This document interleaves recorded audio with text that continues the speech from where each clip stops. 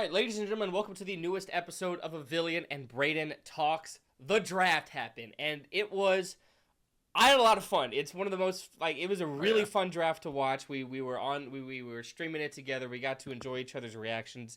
So it was a lot of fun. Had a lot of fun, as well as things working out well. But we'll get into that. Certainly.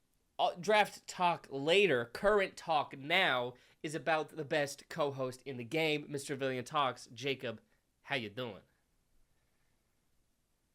I'm doing well. First and foremost, I'd like to apologize to the live audience from that stream. I went and watched back some of it. I was really drunk. And I was very annoying by the end of it. I'm getting annoyed with myself. Can this dude shut the fuck up? And it's me. So my bad. I poured two very strong drinks. You're frozen. You're not frozen. Nope, you're okay. You're good. But yeah, I'm doing well. I got a friend over this week. We're go to the Giants-Rays game. Giants fan. So we're gonna go. Giants are in town, so we'll watch that. I don't think I have a whole lot else to report. Personally, yeah. I got a good friend coming to visit me next month. About a month from today, actually. Yes. Pretty close. Yeah, I got the ticket. Yeah, I did get the ticket. Yes. Yeah, very good friend of mine coming to visit. Hi, Bowie. I spaced out me buying the tickets just so I could afford it each time I bought it. So right now I just have the to you.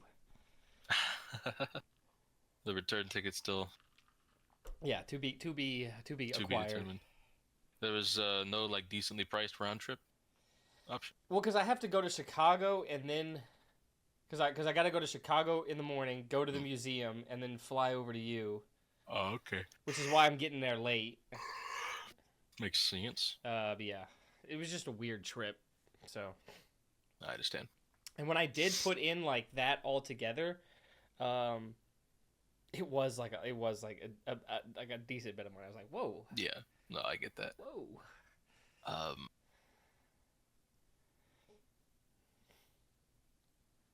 Get on down. I think that's it for me. Mr. Brayden. Mr. Brayden, how are you doing? I decided to talk about this in the check-in instead of what we've been on. I'm going to talk about the tournament, VGC tournament that I was in. Mostly had a good time. I played 5 matches. I went 2-3, kind of. I went 2-3 because that third, once you had to be 7-2 to advance to day 2. So once I had that third loss, I was eliminated from day 2. I still could have played, and I would have, but I had an appointment with my real estate agent. I had dinner with my mom. So I was like, you know what? It was cutting it close. I didn't realize how long it was going to take, because I would have told her, either do it a different time, or whatever, or, whatever. But, because we got lunch, or it was a late lunch, early dinner at,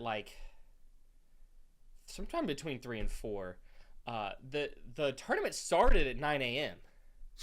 Mm-hmm. That shit took and I had been to a VGC competition before. I went to Worlds, so I knew, take what you think a match, a 3-match, set would take, add some time for some shenanigans. But fuck, dude, each round's an hour and a half. I spend most time of each round waiting for it to be over, because I guess my sets went by, even the ones that went 3, relatively quickly, apparently. Holy shit. I'm just yeah. Once I adjusted it, because at first I don't know how long it's going to take, so I'm kind of waiting around that first time, and I'm like, holy fuck, this is taking forever. But I wanted to be ready at a moment's notice. After the second one, because the second one I was like, well, we had technical, the website was lagging when we started, and it's the first round, maybe some hiccups there, maybe it'll speed up after that.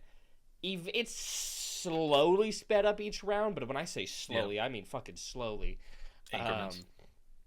So eventually I started being like, okay, done with the round, let me go clean something here. All right, done with the round, let me go clean something here around the house. Okay. That first round, I was pissed. I was pissed with what happened in that first round. So I win game 1, chill, cool. I win game 2. Or so I had thought. My Dragapult, who's holding the King's Rock item, got a flinch, and I'm not reading the chat, like the tournament chat to the side. So I'm just playing. I'm like, cool, 2-0. I win my first round. My whole goal was to not go winless, and we did that. And then I look over at the chat, and the dude's like, I shouldn't have flinched there. We got to call in a judge. I don't know what happened.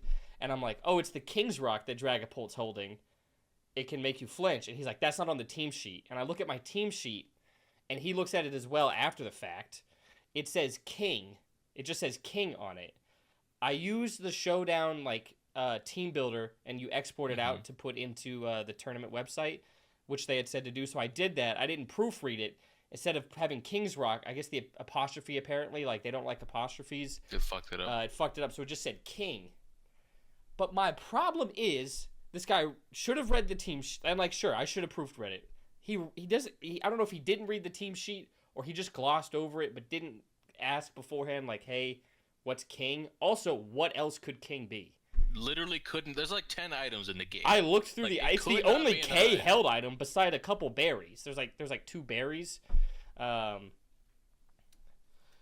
Jacob's frozen. There we go. Oh, maybe not. There we go. Oh my god. We're on this shit again. We are on this shit again. This is so annoying. There we go. There we go. Okay. But yeah, the whole thing is what else could it be? And so I had to register that as a game loss. So then we have to go into a game 3. We have to go into a game 3. It comes down to the wire. Their Mega Floette dodged a heat wave that my Charizard would have killed, and then I lost. I was not happy. So then after that, each round I had to clarify to the opponent that the King meant King's Rock. I tell the first opponent, the next opponent, he's like, yeah, I assumed that, because what the fuck else would you assume? And then the other person asked me before I even clarified it to them. They were like, does King mean King's Rock? I was like, yeah. Because so everybody what else the fuck knows else what would King it be? means, but this fucking guy, because he lost, has to say, oh, it's not. On God, you didn't ask up until then? It's honestly insane that counts as a loss for you in the first place. I understand, replaying the second game then, in that instance, maybe. That's still, again, it couldn't be any other item, so, it should, But also, be how does that affect his strategy? What does he do differently to play around a minuscule chance of a flinch? Probably nothing. Right. Yeah. Which was weird. There was another weird one. Round 4, the match, we get partnered up, and something because of that guy's team sheet, he had to automatically register the first game as a loss for him. And I was like, was your team sheet okay now? And he was like, yeah. I was like, why is it a loss in this match? It hasn't affected either of any of our games. We haven't even played any yet. Why is it a loss here? That's I don't ridiculous. Know what happened. Yeah, buddy. I'm gonna try to assume that it was just that was a reasonable punishment, but I'm like, how badly did you fuck up your team sheet that they were like, yeah, round 4, so 3 rounds had already occurred with a fucked up team sheet, I guess. I guess that's why something wasn't caught in the first 2 rounds. I guess. We were also 1 and 2. That was because you get matched up with people with the same record. 1 and 2, so it wasn't working. It wasn't working for him. Whatever deception he had. So I was like, why? I just was really confused as to why that would he would have a loss in our match and then I beat him the first game, so it was just over. Yeah. I was like, and all then you right. had to wait another hour for everybody else to... Yeah, now, oh yeah, dude, now I had to fucking wait because we were done immediately. I kinda don't like team sheets in the first, I get it, but also, I don't know, it's probably, a better, indication of your skills if you can play around not knowing what your opponent's items are or sure. what sets they're running. I think it's also, I think the biggest thing is to, super cheesy strategies that, if you don't know what's coming, is like a bad product to watch because it also is trying to become a spectator sport. That's my guess. I think it'd be cool if, like, you know, some regulations, certain Pokemon aren't allowed. Maybe some either different tournaments, it's open and closed, or things like that. Like, you know, different tournaments are open and closed team sheets. Different regulations, open and closed team sheets. Could be fun. I don't know if it was your turn. I know there was somebody in a tournament who went super far with a Watchog team, and then they posted their fucking like their team code below. I'm like, I'm not using your fucking Watchog team. No, fuck. And I'm like, I can't. I'm frankly disgusted. You even using a Watchog. even suggested using a Watchog team. I'm gonna pause the recording.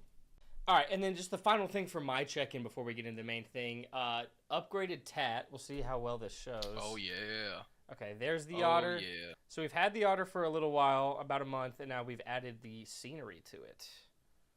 Very pretty. We got a nice distinct cuff here on the wrist. How much did the wrist hurt? Getting close up to it, yeah. That was...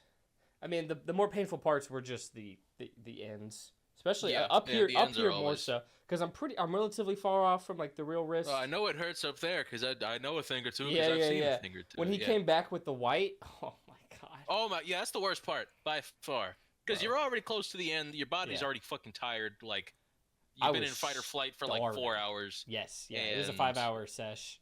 Yeah. I didn't realize it was. I for some reason I thought it'd be like once he started because he hand drew this part on.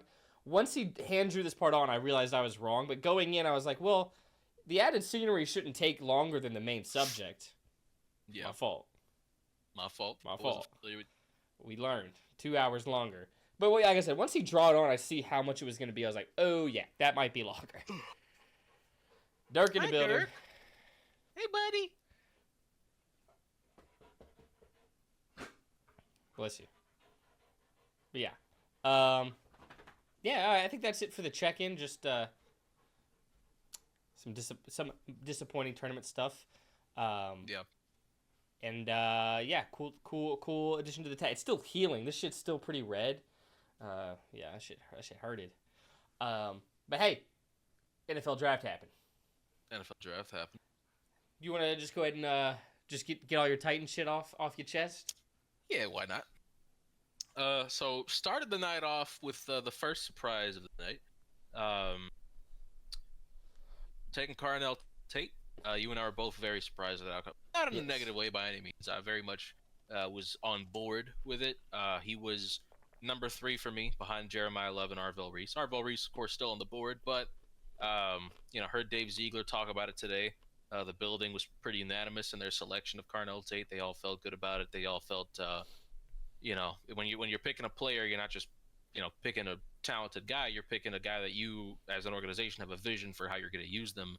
And they felt they had a very cohesive vision for Carr. They didn't say anything about not having a vision for Reese, but it kind of sounded like what wasn't being said, what was actually being said, that like maybe in the organization, some of them viewed him more off the ball, some of them viewed him more as an edge. And if they couldn't come to a consensus, they just weren't going to take him, which I understand. At 4 overall, yeah. I would like you guys to have consensus. I would like you to know have a plan in play. And the obvious plan for Carnell Tate is to be your X receiver this year. And there is the obvious of he's an Ohio State wide receiver. Yeah, he's just going to come in. And he's also, like, even without the helmet scouting, he's a very high floor, very safe wide receiver prospect. The ball skills are incredible. Route running's gotten a lot better over his career. Just doesn't drop anything, makes most of his contested catches. He's healthy as well. Like, I don't remember him ever being hurt. So, knock on wood. Yeah, it's very safe, very good wide receiver prospect. I'm very pleased with it. And it's like just a very upgraded receiver room for Cam Ward. Ridley's back. You sign Wan'Dale Robinson. You draft Carnell Tate. This is an actual NFL wide receiver first time in many years. Tennessee Titans. It's a miracle, frankly. I mean, receiver's always been a weak position for this team. Like just for the 2.5 decades it's been around. They've just, even in the Oilers' day, if you go all the way back, this team has just never had good receivers. Like, at least never better than league average for the most part.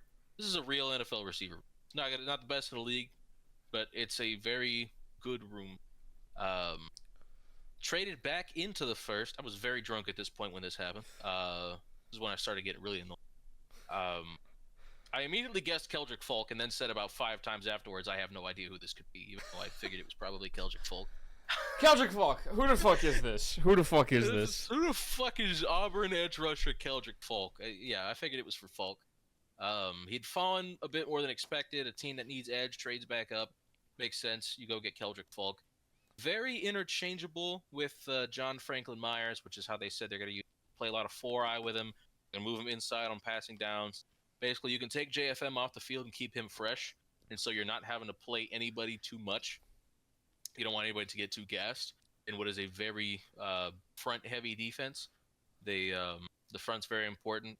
Having depth on the front, like they've got 4 guys they feel can safely play wide 9 for them. With you got Jermaine Johnson, you signed Jacob Martin, you drafted Femi Oladejo last year, and Jalen Harrell really came on strong at the end of the season last year. So you've got those 4 guys you feel really good about playing your wide 9 role and being your pass rushing edges on third down. And you've got several guys you feel good about on the inside. Of course, you got Solomon Thomas, who you traded for, Jeffrey Simmons, best in the league. Argue with your mama. John Franklin Myers, one of the best in the league. Keldrick Falk, who's just baby John Franklin Myers. So great guy to learn from. Great staff to develop as well with. And like I don't like saying this because this is what I said about JJ McCarthy, and it's proven to not be true so far. But in terms of like, just because a guy didn't do something doesn't mean he can't. It might just mean he wasn't asked to. Yeah, like, JJ's threw one 9 passes in the national championship game, and my argument was, well, he wasn't asked to throw. Doesn't mean he can't throw. And there was some stuff there. It wasn't insane. That's why he went 10th overall. Yeah, I mean, but like Keldrick Falk, I remember saying before that draft. Just quickly I remember saying after that draft, I was like, the 2 best, or actually it was before the draft, the 2 best quarterbacks from that class are going to be Caleb Williams and whoever goes to the Vikings. Whoops.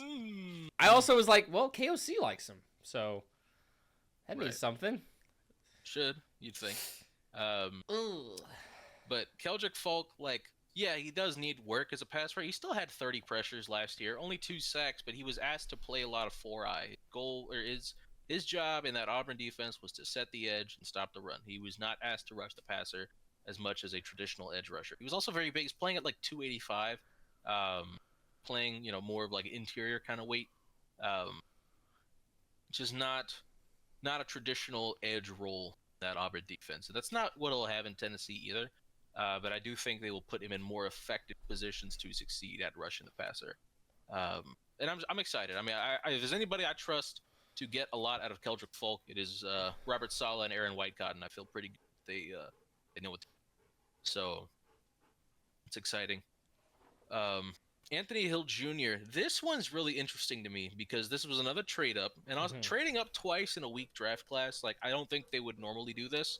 I get why they would do it in a year with a weaker class. You want to go up and get the guy that you really like in a class that you don't think maybe has as many good players as a normal year would. Do you know what's better than hitting on like 2 out of 10 picks? 3 out of 5. 3 out of 5. If you wanted, the Jacksonville Jaguars route. I'll get into that later because I have things to say about what Jackson. Not just because they're my division rival, but it is fun to shit on division rivals when can. And they went 13-4 last year, so I didn't get many excuses last year. So I'll have a good one later. But what was really cool about the Anthony Hill Jr. pick, not only was Denver going to take him at pick, I think 62 is what they had, and Tennessee traded to 60 to go get him. Anthony Hill Jr. was the last linebacker taken in the second round. There were no linebackers taken in round 3, which means the Titans correctly identified the end of a tier of linebackers that the NFL saw. Yeah. So they said there is one linebacker left on the board at this tier. We like him. We can go up and get him. We're going to do that. And you've got the best linebacker developer in the NFL in Robert Saleh. So if you got your guy and you know you have the ammo to go get him and you've got a deal in place and you know somebody else is going to take him and you don't have anybody you feel confident in afterwards, yeah, I think the process there is really good. So especially, again, and after watching round 3 and not a single linebacker went off the board, I feel really good about that move to go trade up and get him. Titans did not pick again until round 5. No pick in the 3rd round after the trade. No pick in the 4th round after the trade. So pick again at 142, I think it was, and that was the Jackson Carmona pick. It's got some athleticism, good agility testing, short arms, has some tackle experience, but he's got 32-inch arms. He's definitely not playing tackle in the NFL. Even it's short for guard. Even it's playable. But hey, buddy, Bowie, let's get down, Mister. Thank you. Thank you. It's fine. It's playable. It's not like anything perfect, but theoretically developmental guard prospect, sure, take it. That's, you should take athletes in round 5. That's fine. That makes sense. And speaking of taking athletes in round 5, and beyond, they took Nick Singleton with the other 5th round pick. Not a guy I loved. Like Nick Singleton, like hype out of high school was absurd. They were calling him the next Saquon, which is unfair expectations for anybody, to be fair. But 5-star recruit. You do expect, like, the college production was good.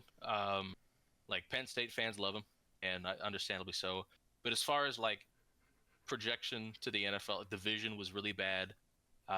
Doesn't have like as much wiggle as you'd like at a guy. Like he's more of a straight line speed sort of guy. But he catches the ball well, runs good routes, and he's a good pass protector. So he's got everything you want out of a 3rd down running back. So when we get the annual Tyjae Spears injury that keeps him out for 4 or 5 games, Nick Singleton will take over as the 3rd down back, at least at some point this season. I do feel pretty good about that. He'll get some playing time. We'll see what he can do there. Another thing, like they on all the calls for these picks, they were very excited with these guys here. Like Singleton, they told him they'd been holding their breath the last 20 picks, hoping he'd still be there. They put the running back coach on the phone. You don't see this very often, where they put the position coach on the phone. I know the Eagles did it for the guy they drafted, the international prospect, the defensive tackle, who has never played football before. I know that's a good situation to put the D-line coach on the phone, of course, but you put the running back coach on the phone. He as soon as he said, "I can't fucking wait." So running back coach likes him a lot, so that's encouraging. And again, just organizationally, like you don't ever want to take guys that the organization doesn't believe in. Like you don't want like somebody who's going to coach, like that's not my guy. Right. So next pick was Pat Coogan, center from Indiana, played at Notre Dame for 4 years before that. So you just won a national championship, pretty cool. Snapped the ball to Fernando Mendoza. Great pregame, huh? The Coogmeister. Great pregame speech giver. Hall of Fame pregame speech giver. I'd run through a brick wall for this guy. If he was my team captain. I like that. Absolutely. Gives great speech. Finding a talent that gives that good of speeches in the 6th round, you'll take that. Absolutely, you'll take. So yeah, solid. Like, could be a good backup center in this league. I think give you some spot starts. Like, not a very traitsy guy. Like, pretty average to below average athlete, but like it's pretty sound. They like him. So yeah, you feel good about that possibly being an option for your backup center this season. And then they took Jackie Marshall, the defensive tackle out of Baylor. Another slightly undersized D tackle. Saleh does have a type for his like pass rusher defensive tackles. He does love those like 290 and 285 kind of guys. I think Jackie Marshall was playing at 295 last season. Friend of mine who is a Baylor alum says that Jackie Marshall's a great dude. So that's encouraging. And with their last pick, they took Jaren Kanak, listed as a tight end, but he's like an H-back kind of dude, like kind of like a Chico Okonkwo sort of guy. Probably not as athletic as Okonkwo, but got some wiggle. He's like a sneaky athlete. Okay. No, but he's a fun one because he played linebacker for a few years, and he's like, I want to contribute as best I can. I played offense in high school. I want to go back to the offensive side of the ball. I think it helped this team more there. Can I play tight end next year? He had 500 yards for Oklahoma this past year. So, yeah, definitely helped the team in that regard, putting up 500 yards of offense. Not a lot of college tight ends produce those kind of numbers. It's just not a position that really gets a lot of college production with, like, very few exceptions. So even, like, you'll see, like, highly drafted tight ends with, like, a couple hundred. Yeah, we saw a lot of them this year for some fucking reason. I think We'll get to that I later. think when it I talk was the about Jacksonville. Jags. Yeah, I think the one They were the first one. Like Houston took a much worse one, like 3 picks later, because they took like Marlon Klein or whoever it was, I think from Michigan. Not even the best Michigan tight end in this draft, and they took him in the second round. But yeah, the Jags took Nate Borkercher, which was it started a run. I don't know if they knew the rest of the league was planning on it and they just took the first one, or if the rest of the league saw Jacksonville take a blocking tight end high and they're like, oh shit, we got to get our guy now because the run's starting.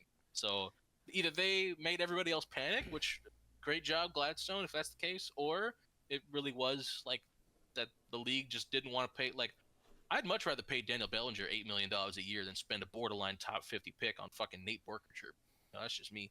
No disrespect, of course, to Texas A&M player. Pretty sure. Again, double check. This is last season, yeah. But yeah, Jaron Kanak, possible, maybe 53-man guy. I don't know. Like he's competing with Kylan Granson and David Martin Robinson for that third or fourth tight end spot, depending on how many they keep. So, gotta watch out for. He's fun. He was fun to watch last year. So, we'll see. But yeah, quite pleased overall with the haul. I mean, they attacked their guys early. They got what they like. In a good draft, you're reasonably expected to come away with 3 starters. If you come away with 3 long-term starters, that's a very good draft class. You can hang it, and then any depth you get out of that afterwards, any impact you get from those other guys, you feel good about that. So, I mean, obviously Carnell Tate's a starter. There's no question about that. Carnell Tate is playing very meaningful reps for them this year. Keldrick Folk is part of a rotate, like the way Saleh uses his defensive lineman. It's not like he's not like a starter, but he's got to play starter value, but somewhere between 40 to 60% of snaps this season on defense as long as he's healthy. So it's like, he's got to give you meaningful reps in the run game and then some in the pass. Hopefully, some more in the pass game develops as a pass rusher before the season starts. And then Anthony Hill Jr. Cody Barton is not keeping Anthony Hill Jr. off the field for long. That brother stinks. Anthony Hill Jr. Sooner rather than later will be wearing the green dot for the Tennessee Titans at some point this season, and big responsibility to have. But that's what he did at Texas, and they feel pretty good about his ability to do it at the NFL. They think he has the football IQ to do so. I certainly don't disagree. So before long, I do think Cody Barton will be kicking rocks, and Anthony Hill Jr. will be the starting Mike linebacker for the Tennessee Titans, and will be wearing the green dot. So if that is the case, I mean, there you go. Your first 3 picks right there. You've got 2 starters and 1 guy who's part of a frequent rotation guys. So, and he's got to play inside and outside. He's going to give a lot of value. So, anything else? If you get depth out of those offensive linemen, you get some special teams out of Jaron Kanak, who played linebacker for a few years and has played a lot of special teams in his career. If any of those guys, they make the team, they provide you some value. You'll take that. Absolutely, take that. If they start a game because of injuries and they, play well enough, and that that's anything you get after those first 3 picks, especially in a weaker draft class. Yeah, that's good stuff. So Nick Singleton as well. He's got special teams abilities, done some return stuff. You don't need that with Chim DK on the roster, but if they end up using him a lot more offensively, maybe they want to give him a break on special teams if they feel really good about Singleton. You maybe have Chim on punt return duties and let Singleton do the kick return. However they want to do it, but. And then, of course, if he's, your third down back at some point this season, even for a few games, you'll take that. That's value. So I feel pretty good about him making the roster. I don't see Kalel Mullings or Julius Chestnut or whatever, or Michael Carter keeping him off the team. I do think they like him enough. They'll have him. But yeah, I mean, I love the Carnell Tate pick. Yeah, I liked it. I mean, I just like the idea of like, hey, let's help our young quarterback. That is priority number 1. Like from what they were saying, from how they were talking about Carnell Tate, I'm not convinced he wasn't above Jeremiah Love on the board, because they hid their love for Carnell Tate so well. Carnell Tate didn't know they loved Carnell Tate. Like, Carnell was surprised when it was Mike Borgonzi on the phone, because he thought he was going between 5th and 7th overall. He didn't think he was going number 4. That's what Sonny Styles was saying. I heard that. He was talking with him, and like neither of them expected Carnell. So like the Titans were so tight-lipped about how much they liked Carnell Tate that because they probably worried that somebody was going to come up to 3 for him, because Kansas City really liked him too. because Brett Veach said in his press conference after they drafted Mansour Delane, he said, once Carnell Tate went at 4, that solidified we were going up for Delane, meaning they might have gone up for Tate if, had he been available. So I'm glad it worked out the way it did. Which, what this means is that there are no leaks in my organization. My team runs a tight ship. Anybody who wants to say anything's getting their ass beat. Yeah. So, Mike Borgonzi don't play. And there were no, very little. There was one reporter I saw who said, I expect them to take Sonny Styles, but it's possible they go Carnell Tate. And that was the one time I ever heard Carnell Tate in anybody's anything. Yeah. Who the fuck do you know? It was Jeremiah Love and it was Sonny Styles, and it was maybe the odd they'll take one of the edges if they're there, but nothing about Carnell. So they did a great job keeping this under wraps. And yeah, you're helping Cam Ward a lot. You're giving him a real I don't know that he's going to be an elite wide receiver in the NFL. I'm not going to say he can't be, because I certainly believe that. I think he's got the ball, truly elite ball skills if he can develop another aspect of the game into being, if he's got upper echelon route running within the next year or two, I could see him being that kind of guy. But I think a realistic higher end projection for him, he could be T. Higgins. Absolutely, he could be T.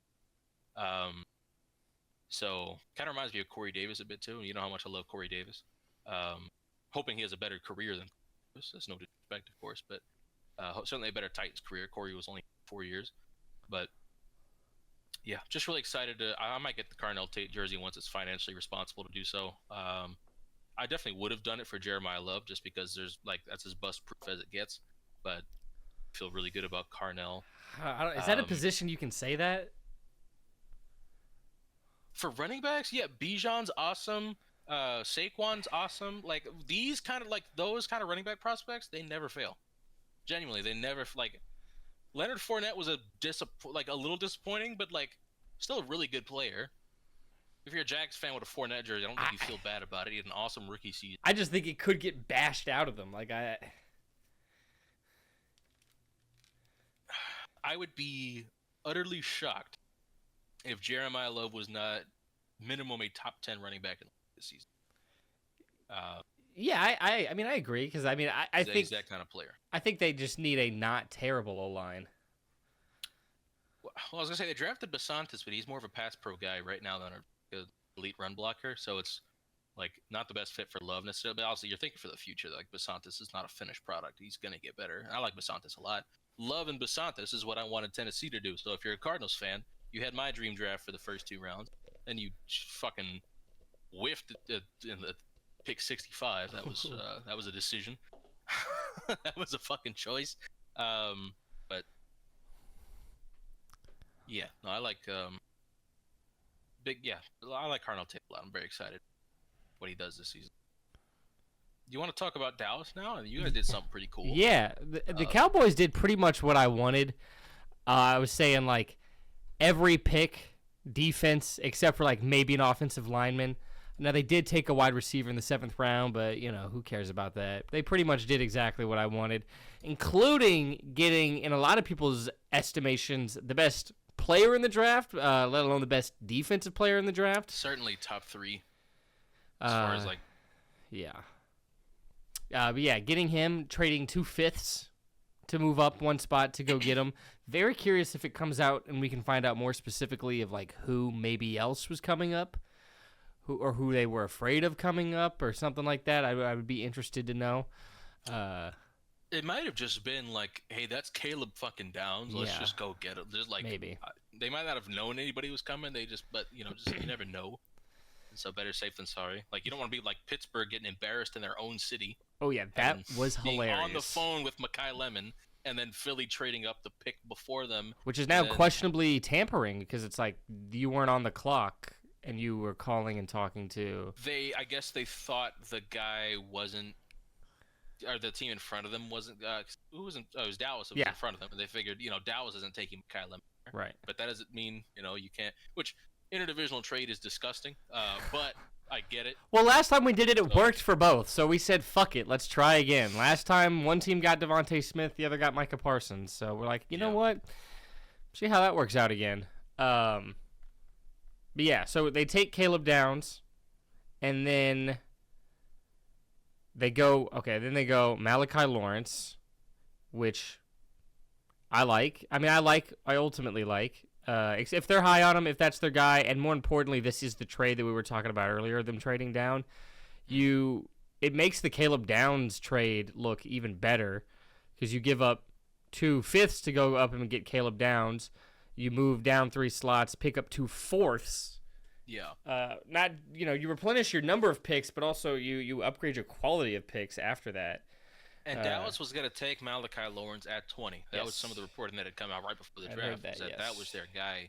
I didn't see it until afterwards.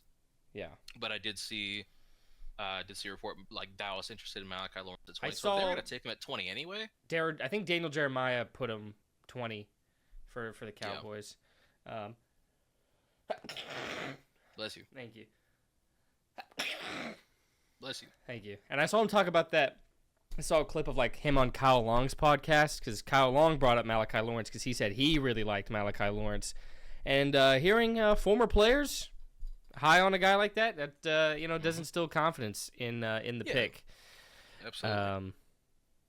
And then the next pick was listed at edge again, but I think Dallas wants to play him at off-ball linebacker. That's what I've been hearing. Jayshawn Barham out of Michigan. Interesting. They want to play him off the ball? That's what I've been hearing. I mean, obviously I don't know yet, and once they actually get him into camp and see him even better, we'll see. Then they took... It makes sense. You still have Ezra, who was really good in his rookie year. Like, that big room Malachi. becomes pretty crowded pretty quickly. Yeah, so you just traded for Gary, got Ezra, you just drafted Malachi Lawrence.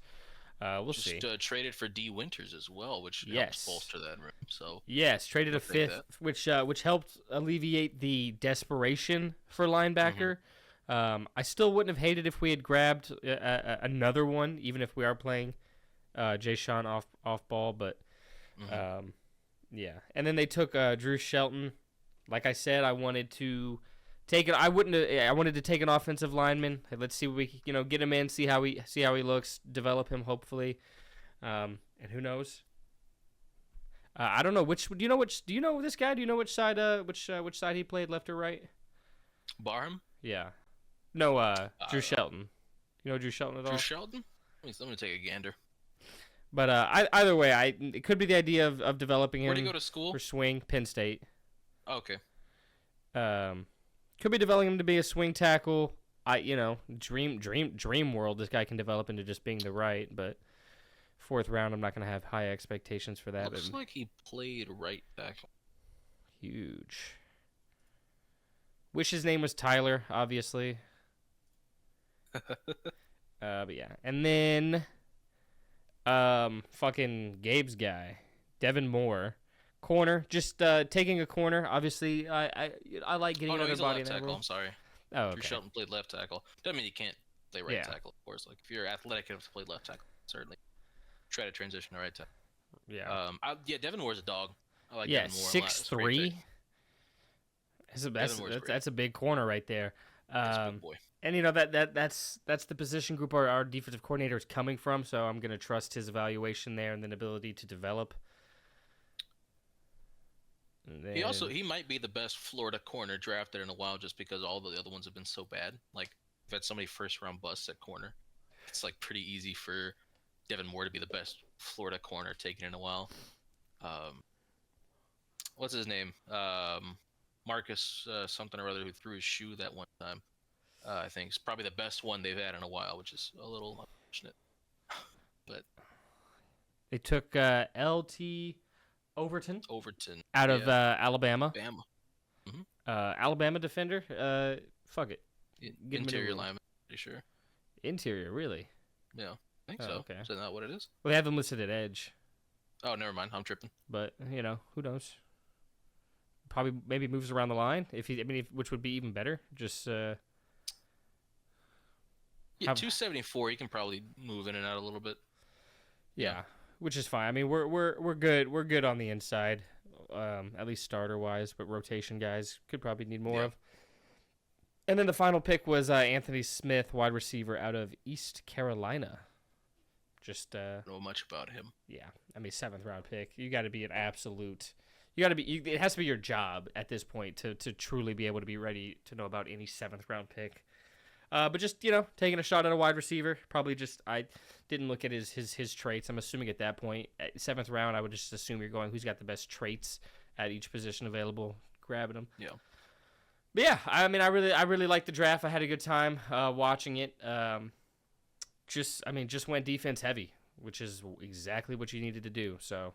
But the Caleb Downs pick, I loved. Oh, I love it. It's got me genuinely very excited for next season. Watching the defense again, and because I don't know when Dallas has ever walked away from a draft being like, oh, they might have gotten the best player, in the moment. Like obviously, maybe I'm trying to remember who else came out in some other classes, but.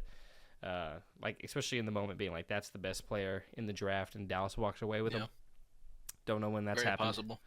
Very possible. Super stoked. Super duper mega stoked. Didn't really think of it much as a possibility. I was more locked in on maybe being able to get Styles, but I thought Caleb Downs. I'm not overly surprised he was available at 11 just because of his position, but just because of how good he is, still a little shocking. They never take safeties high as they should. Like Colin Hamilton went like 14th or whatever it was. Like safeties never go when they should. It's a little ridiculous. Nicky Manwari went 35th last year. Yeah, it's just not. It's disrespectful. But yeah, Styles is a dog, so you gotta feel good about that. Yeah. Cool. If I talk about Jacksonville, do you have any more notes Go ahead. on No. Dallas? Okay. Look, I'll eat crow on this if I need to, but there was after the draft, James Gladstone said, we had a plan at each pick. We had 10 players. You always go into a draft with ideally this is what the board looks like for us. This is how it unfolds. Gladstone said, we had 10 picks. We got the 10 guys we envisioned getting. I would never admit that publicly. Like, if you got all of the 10, there are 31 other teams drafting at the same time. If you got all 10 of the guys that you wanted at those picks, that means the rest of the league did not value those players the same way you.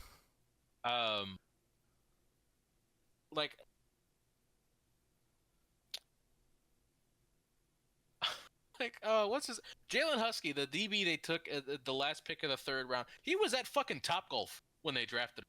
He didn't even think he was gonna go day 2.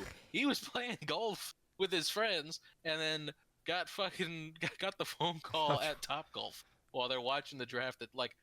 Dude, I don't think he thought he was going that night. I think he probably didn't think it was happening. Granted, a lot of people didn't think Jalen Husky was going high. He was like the 240s consensus. Like not a lot of people. Which there's a whole can of worms now open up about like the consensus board and like how much it should matter, how much NFL teams care about it, how much they should care about it, whatever, how valuable it is. You've got some people dismissing it completely.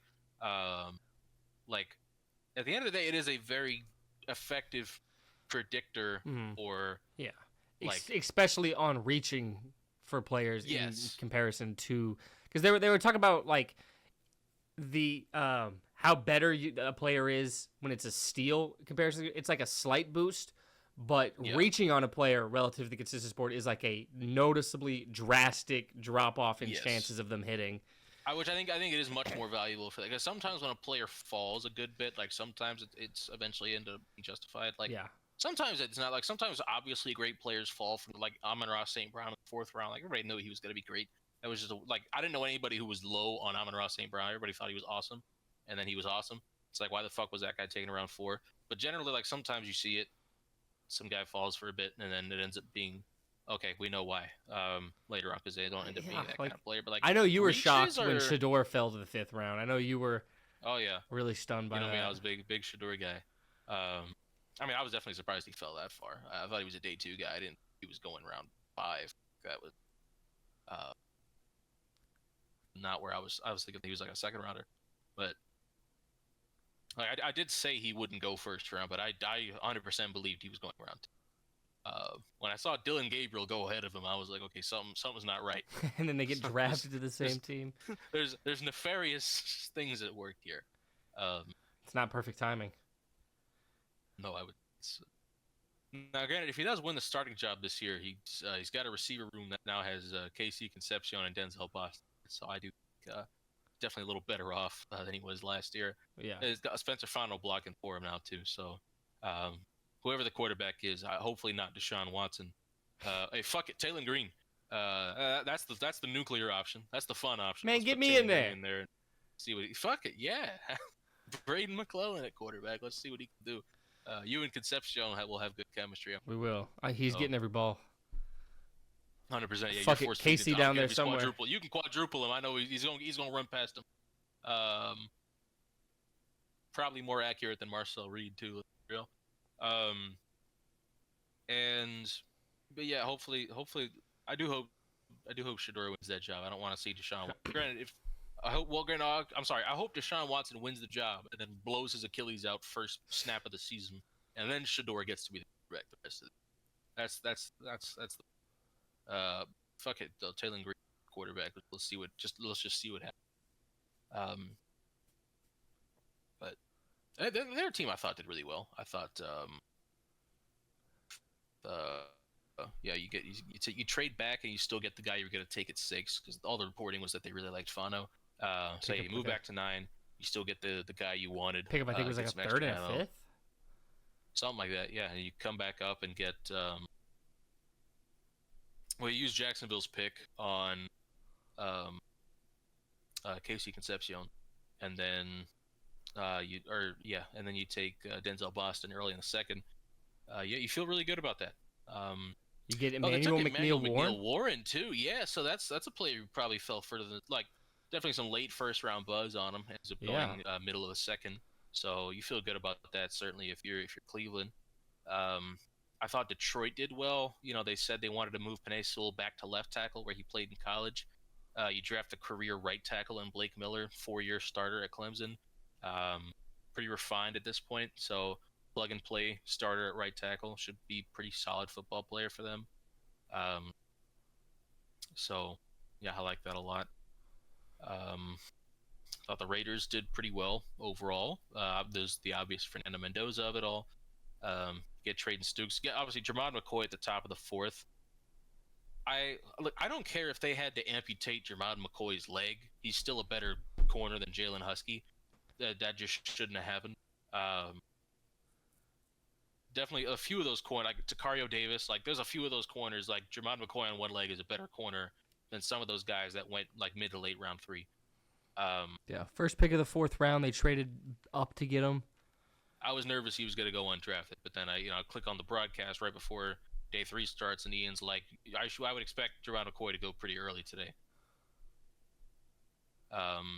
He also said on the same day he expects Mendoza to sit more than he plays this year, which Kubiak did say back in March he would much rather have a quarterback learn behind a veteran for a bit than play him right away. So maybe we shouldn't expect to see Mendoza. Obviously, there's a lot of time between now and September. I wouldn't be surprised if he sat the whole. I mean, I would just say fuck it, whatever. I wouldn't be shocked if he sat at least a decent chunk of the season. Not at all. I think you have to get him out there at some point because, how much does Kirk Cousins give you, from just how much does he give the football team from an energy standpoint? How much arm does he have left? Enough. We'll see. I don't want to doubt Kirk Cousins here, but yeah, I think sooner rather than later, at some point Mendoza's got to see the field. So you can Mahomes him if you want to, just have him play the last game. I don't give a shit. Or once you're eliminated, if you're eliminated at some point, which they probably will be. I think this is a playoff team year 1. I don't think they'll be battling for a spot in week 18 either. But yeah, I think it is a good chance Mendoza sits for a bit. We'll see. We'll see how that unfolds. Only real regret here is that they don't take a wide receiver. They certainly need one. That receiver room is not good. Maybe you don't like Malik Benson? Well, okay, they took one late as shit. Honestly, no, I don't like Malik Benson. Kind of a journeyman in college. got more reps this year at Oregon because the 4 receivers ahead of him on the depth chart all got hurt, but like there were 4 receivers ahead of him on the depth chart, which should tell you something. And he played well. He did rise to the occasion. They did have to rely on him a lot later in the stretch. So I like draftable player, but there's a reason he went round 6. He's got some athleticism, and like that's not a whole lot else to it. There's not a lot of really good receiver skills in there. And he's a guy who's been in college for all. He's a JUCO player. Because I remember when he was first transferring from the JUCO level, because Tennessee was on his radar. He ended up going to Alabama. Didn't do anything at Alabama, and I think that's when he went to Oregon. There might have even been a stop between Bama and Oregon. I don't, but I know Alabama was his first destination from the JUCO level. Talented guy, obviously. That's why he was getting, all those big schools coming after him when he left the JUCO ranks. But couldn't find his way on the field until like 4 guys got hurt. So does tell you how Oregon saw him heading into the year. So no, I don't expect him to make big headway in an NFL wide receiver room, even in a very weak receiver room.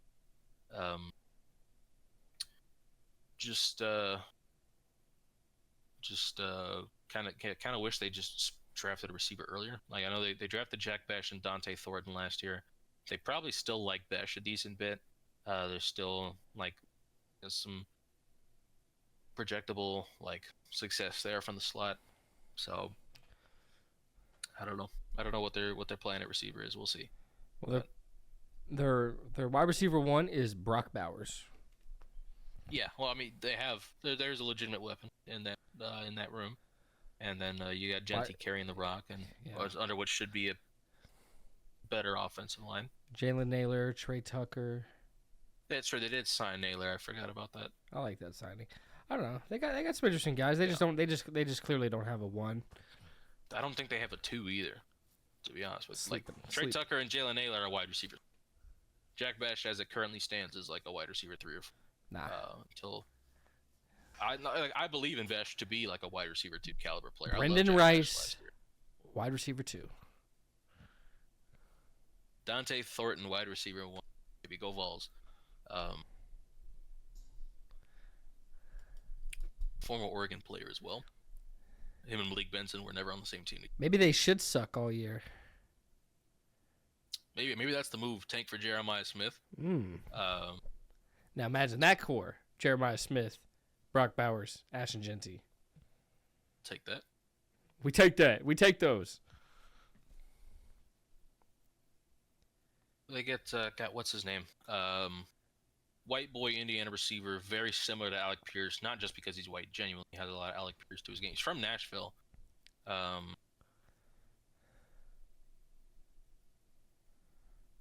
Charlie Becker, that's who it is. Okay, what if they draft Charlie Becker next year? Just reunite him and Mendoza. That'd play. I like Charlie Becker. I have a certain position group pulled up here. Let's go through it real quick. Let's walk through it real quick. We already talked about the first one here. Fernando Mendoza. Second quarterback taken. Ty Simpson. Quarterback. Rams. Didn't necessarily surprise you or me, as we had both discussed this possibility. Hating ass Gabriel said no, they're gonna go all in. They're not gonna take Ty Simpson. I'm like, it's a possibility. Can't rule it out there. That's not even him hating. Him hating was Ty Simpson's not going in the first round, and he's not going to be the second quarterback taken. He had a bet on it.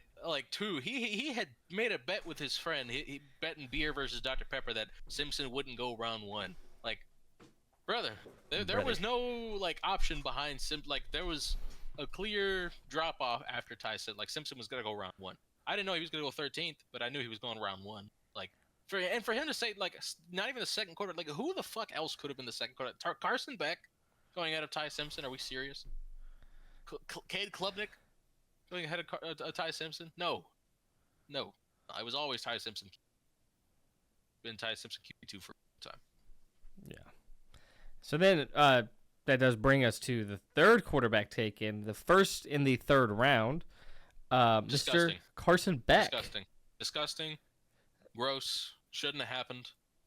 Frankly, malpractice from an organization.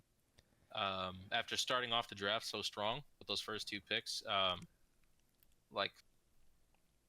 just not something that should happen ever frankly. The worst case scenario is you play Carson Beck for a couple games next year, and he shows something, and you're like, well, let's let him start next year, and you don't draft the quarterback in 2027, and everybody gets fired because it's Carson Beck and there's nothing there, and he stinks, and you're 1-16 in 2027, and they clean house.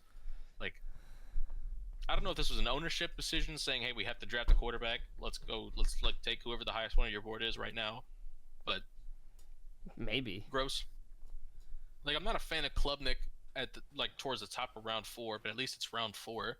Like, the 65th pick in the draft on Carson Beck. Yeah, that's malpractice. That just shouldn't occur ever.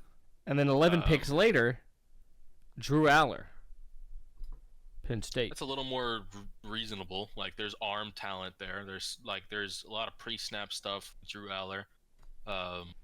There's something there. Like, I see why Mike McCarthy would like him. I don't know if I would have taken him round 3, but I think round 3 is probably where he was going to go. It makes sense. So Drew Aller, Will Howard, quarterback battle. Get ready. No, they put the unrestricted free agent tag on Aaron Rodgers today, so they do expect him to be back. It basically means he can't, either he can't sign anywhere else, or if he does, they get draft pick compensation. Okay. And it's essentially like if an unrestricted free agent is still available this late in the offseason, then you get to use the UFA tag, and that's what Pittsburgh. So,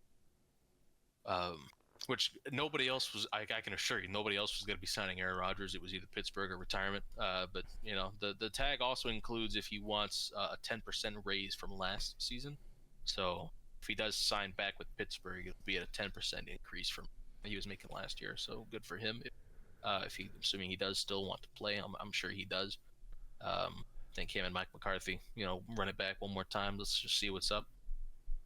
If not, though, a Will Howard, Drew Aller QB battle would be pretty funny. I'm down for it. It would be disastrous, I think. I don't think it would go well for any party involved. But the pads off, no rushers, throws you would see in practice. Well, this could be fun. You're going to see some of the best overthrows of your life from Drew Aller. There's this great pop there. There have been some throws that he's made where I'm like, God, that's just a fucking rainbow. Like, he had this one 2 years ago, I think, against Illinois, and just an absolute rainbow in the goal line to the running back, right into the breadbasket, and this running back dropped it. You can't f*** that. Like, that is an incredible ball. You just have to catch that. But that's how it was. That's what was going on over there.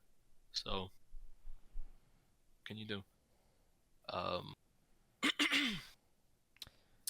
Then the next Deshaun quarterback, Stribling at the top of the second.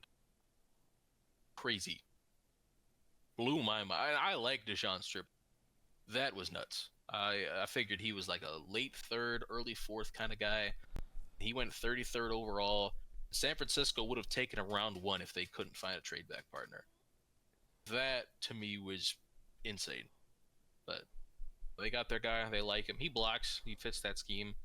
But that was one of the ones where it was like Grant Cohn was asking John Lynch and Kyle Shanahan why they reach so often right afterward. And they were, so that's when John Lynch and Shanahan were kind of downplaying the consensus board. But if you look at how they've performed as far as reaching where those players are at on the consensus board goes, they've had some of the worst drafts the last 4 or 5 years. And it's like, maybe you should look at the board a little more often. Yeah. So you're not taking a guy ranked 40 spots ahead of where he should be going.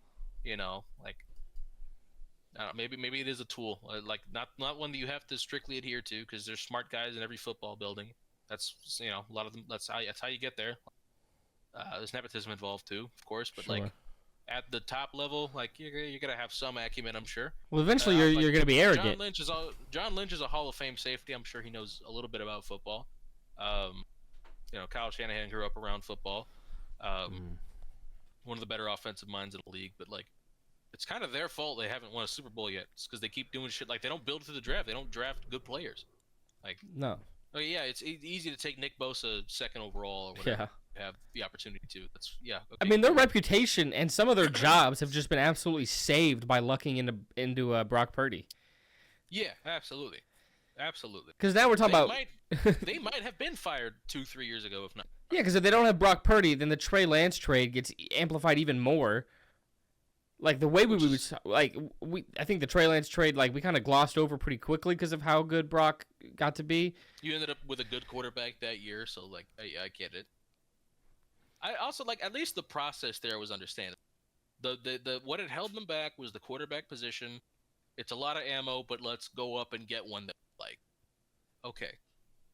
Even if it didn't work out, the swing makes sense. Live with it. I want to live in the world where it was Mac Jones. They had Mac Jones on the roster after the fight. But that's different. That is signing him way later is definitely different. Even if they draft like Mac Jones wouldn't have been a better like Mac does not have some of the athleticism he has. I don't think it makes a difference. It definitely. It changes things. I think they're worse off with Mac Jones. Yeah, you think they don't draft Purdy? Yeah. Yeah. Well. No. Even if they do still draft Purdy, he never sees the field because I think Jones is like just good enough. They're going to put Brock Purdy. Just good enough. Maybe more. He might be more durable. We don't know. Maybe. I mean, who knows? Maybe he gets hurt still, and then like Purdy comes in and he's awesome, and it's the same outcome there. But I do think like Mac Jones would have been more successful in San Francisco than Trey Lance was, and that keeps Purdy off the field longer. And I don't think Jones would have been as good as Purdy is right now. So I do think they're worse off ultimately if they take Mac. Nah, dude, Mac Jones is out here making $50 million a year in this timeline. Yeah, fair enough. It was just annoying because I feel like they're a team that could. I kind of want to see a team try just one experimental team of like, you know what, we can make quarterbacks work. Let's not spend money at the position. Let's keep late round picks and signing guys that didn't work elsewhere. We get them in here. We'll just keep running that at quarterback.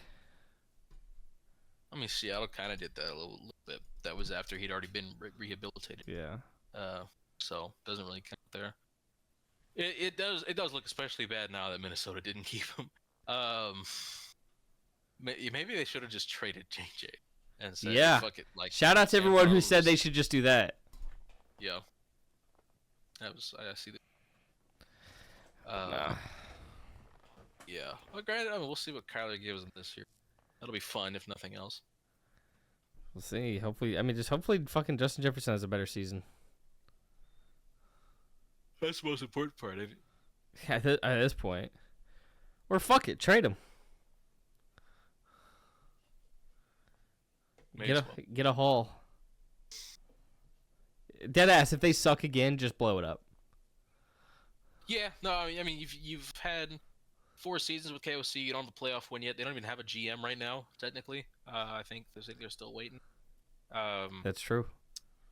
So we'll see what happens this season. But again, like if they're bad, if they win like 7 or less games, yeah, like I like Kevin O'Connell, but like at some point you've got nothing to show for it 5 years in. Yeah, but how much of it is his fault is up. It will be up in the air, but probably not he'll much. be one of those guys that gets a second shot sooner rather than later. Yeah, he'll get an OC job immediately if he wanted it. Could even get another. He could be one of the ones that goes straight to another head coaching job. Yeah, he could be a Stefanski type. 100% believe that. Yeah. Former Vikings offensive coordinator. Funny enough, but before he took the Cleveland job, he was part of the Case Keenum rehabilitation program in Minnesota. That was a fun year, dude. That was a fun year. 2017. I'm telling my kids about 2017 Case Keenum. Bro, man, that was a fun. And good for him, man. He got paid off that shit too. So Yeah, Denver gave him a nice deal because Sam Bradford got hurt like week 2, and Bradford was hooping those first 2 weeks too. Like Bradford's one of those guys. Like the joke is he stole $110 million from NFL organizations over his career. Like Bradford was kind of hooping when he was on the field. He was just never on the field. That's why he was able to keep fucking hurt all the time. But like that was a Heisman winner too. Like are you really scamming if you're fucking getting hurt like that? I don't think that's a scam. You're getting paid for getting your ass beat on a football field. Not like a real scammer is like Mike Glennon. Like how much money he scammed Chicago out of that one. That like the year they drafted. Oh, same year because that's what they drafted Trubisky. No, that's a real scammer. A real scammer is this is a one-time hit. But the guaranteed money you get off your rookie deal, however much that is, Who did the Titans draft? That absolute the tackle. Isaiah Wilson. Yes. Isaiah Wilson. Okay, I knew it was Isaiah. I couldn't remember his last name. Oh no, Brock Osweiler in Houston. That is an all-time scam right there. That is a Hall of Fame scammer. That's an egregious example. But yeah, Isaiah Wilson got traded for the difference of a few spots in the 7th round after his rookie season. Played 4 snaps for the Titans, and then then got traded for peanuts to Miami. I think it was that year's 7th, or the Titans got back a 7th in that class, gave up a 7th. Just nonsense, just worthless draft capital for a 1st-round pick, the 29th overall pick, one of the biggest busts of all time. Yeah, because it was 29, it doesn't get talked about as much, but 4 snaps. It's not Jamarcus Russell, but it's not that far off. It's really bad. That's an all-timer. I mean, they took Caleb Farley the next year after. Ooh, Jesus Christ! And then Traylon Burks the following year. That one John hurts. Robinson. If I ever see John Robinson, I'm beating the fuck out of him. No, that Caleb Farley one's that one hurts. He would have been a demon if not for the herniated disc and ACL. Or probably something else. I want someone to do the math of snaps played versus pick value. Yeah. Wilson gotta be. That's gotta be. 1st-round pick giving you 4 snaps at the NFL level. And then if they did for other ones, if they also traded the player factoring in the return in draft value, Wilson's gotta be top or a bottom, depending on how you want to word this, bottom 5, top 5. You come off an AFC Championship run and you draft fucking Isaiah Wilson, dude.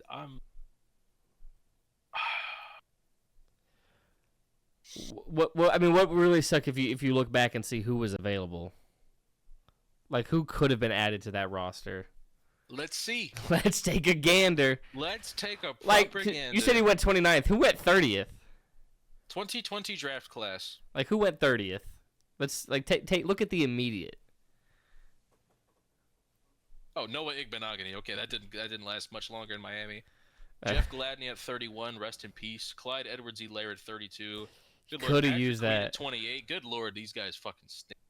Let's go to round 2. Yeah, go to round 2. See who. Okay, T. Higgins went 33rd. So well, could have used that. That would have been nice. One right there, certainly, because Corey Davis was in a contract year. Could have certainly used T. Higgins. Michael Pittman Jr. went 34th. Could have used Michael Pittman Jr. DeAndre Swift at 35. Not my favorite, but certainly a better football player than Isaiah Wilson. Sure. Xavier McKinney at 36, great safety. Kyle Duggar, not great, but still a plenty good enough player. Arturo Gross-Matos, not great. Robert Hunt, one of the highest paid guards ever last year. Ross Blacklock, not very good. Jonathan Taylor, yeah, who shit about that? Imagine pretty good, good football player. And then what? Trade Derrick Henry? Well, you just fuck it. Porque no los dos? I mean. Why not, right? Fuck it. That's a great 50-50 right there. You'll take it. Laviska Shenault, Cole Kmet, Grant Delpit, and Antoine Winfield at 45, and you take Isaiah Wilson at 29. Jesus. KJ Hamler, current Tennessee Titan KJ Hamler at 46. Marlon Davidson at 47. This draft class sucks. Darrell Taylor at 48. Chase Claypool at 49. Okay, Jalen Johnson at 50. Trayvon Diggs at 50. Cam Akers 50. Jalen Hurts, whoever that is, at 3.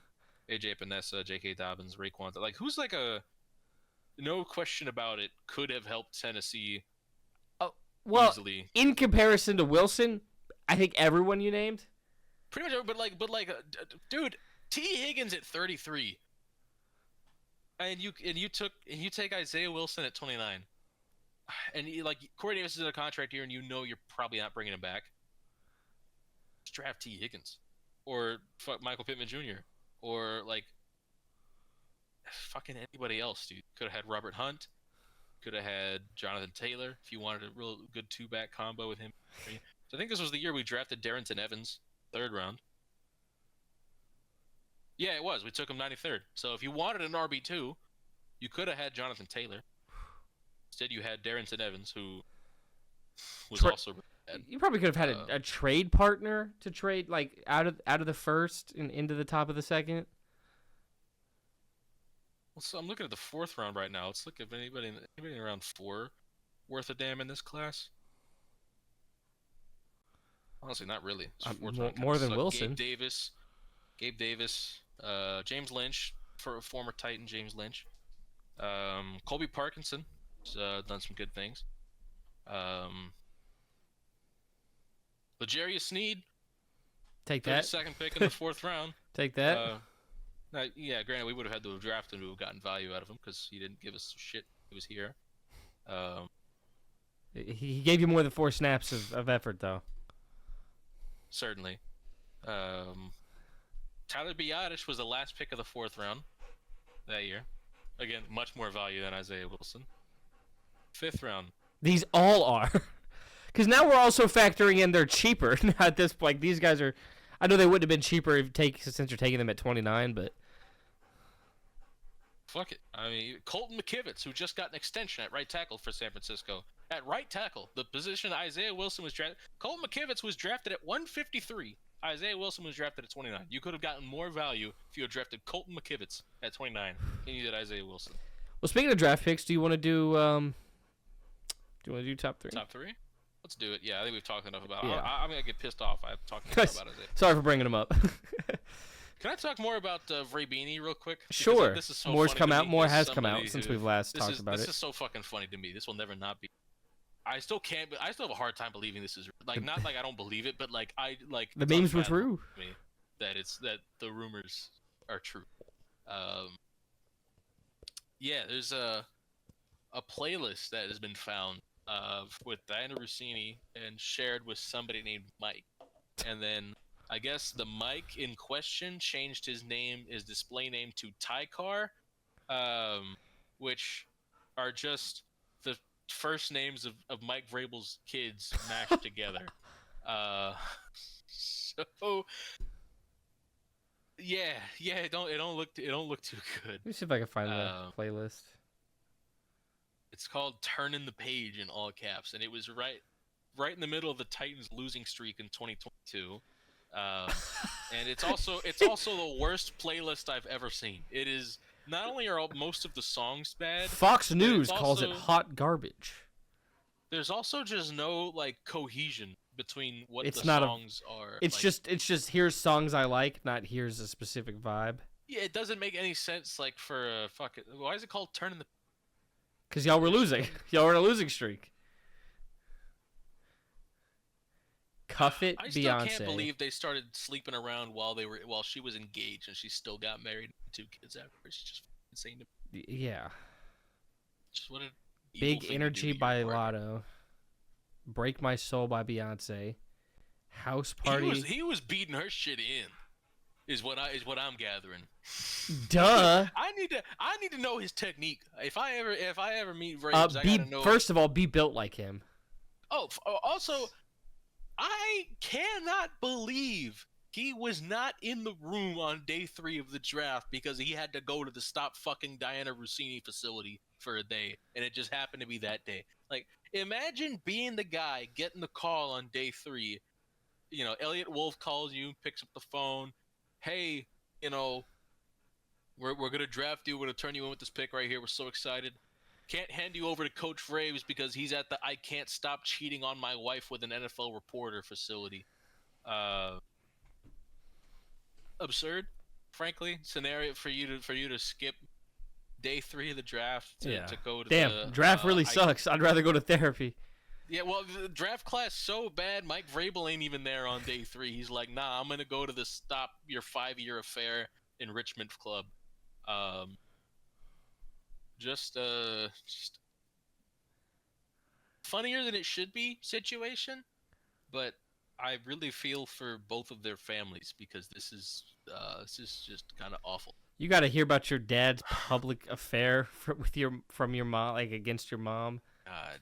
On the news, and like you definitely know kids know about that shit.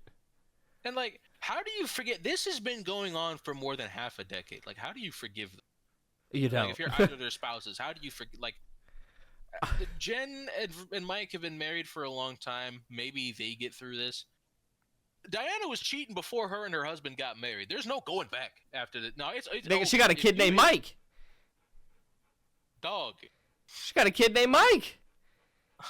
I'm not saying become a deadbeat dad, but hey, it ain't the kid's fault. But like, respectfully, is it even yours? that's question number one. DNA test immediately. I hate even throwing that idea out there because, like, got to. This shouldn't involve the children at all. Hey, mommy just needs to get a sleeping around since before she was even married and before either of those two kids were born. And named a kid Mike. I cannot believe, like, what an evil thing to do. Name your kid after the man you're having an affair with. Hey, that kid about to have a nickname, a strong. I'm only going by something else. Oh my god! He just goes by his gamer tag now. The more we hear about this, the more outlandish it all. Like this is cartoonish behavior. I'm lost. All this just to get some AJ Brown news out. Ain't that interesting? And let's be real, she can't even be the one to report on it this time because then everybody's gonna know. Like, well, she fucking resigned. To break the story. Well, she can't be a journalist still. She just can't work. She doesn't work for the Athletic anymore. But, something tells me she's taking a full step back right now. I think that's probably for the best. She really can't. It's gonna be damn near impossible for her to do this job again because any news she reports, people are gonna be like, "How'd you get that news?" Yeah. Granted, unfortunately, like female reporters get a degree of that regardless. Yeah. But now, like for her, it's become like somewhat valid to ask. Yeah. And unfortunately, this is also just bad because it really does hurt any women in that job now because now everyone's just anyone who already had these preconceived thoughts about women in those jobs now are gonna be pointing to Diana, be like, "See, look." She just set women in sports journalism back, and really in any similar profession. Yeah. Back a long time. Yeah, it sucks. Yeah. Yeah, top three. Do top three. Top 3 of the week.